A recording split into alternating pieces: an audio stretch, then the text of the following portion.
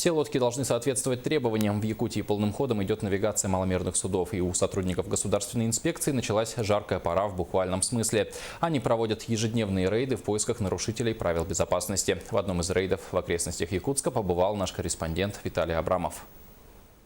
Только в Якутске и его пригородах официально зарегистрировано порядка 3500 маломерных судов, а по республике это количество достигает более 35 тысяч, за которыми днем и ночью бдят 110 инспекторов ГИМС и еще 94 внештатных работника.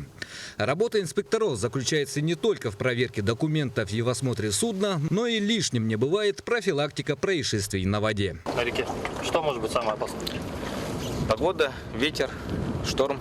Эти параметры нужно обязательно учитывать. И помимо этого нужно соблюдать всю технику безопасности. Река, она ошибок не прощает в любом случае.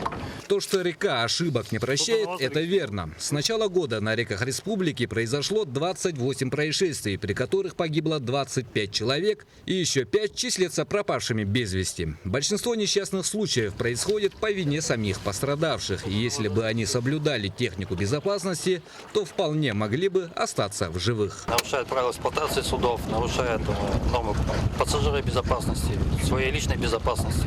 Не одевает спасательный жилет, это тоже присутствует.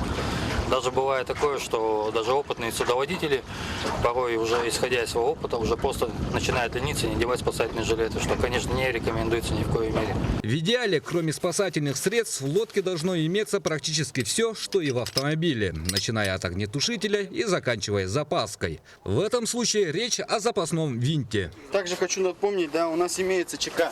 ЧК для безопасности. Всегда пристегиваемся к жилету, либо к себе пристегиваем эту чеку. В случае чего, если человек выпал из лодки, судно остановится. Сразу аварийная остановка, судно останавливается.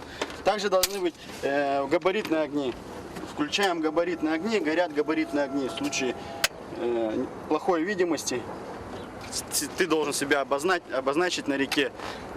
Габаритные огни должны иметь. Кроме норм снабжения, судоводители в обязательном порядке должны оказывать помощь людям, терпящим бедствие. Помните, что правила плавания продиктованы многолетним опытом, и лишь их соблюдение поможет сохранить жизнь и здоровье вас и ваших пассажиров. Виталий Абрамов, НВК Саха, Якутск.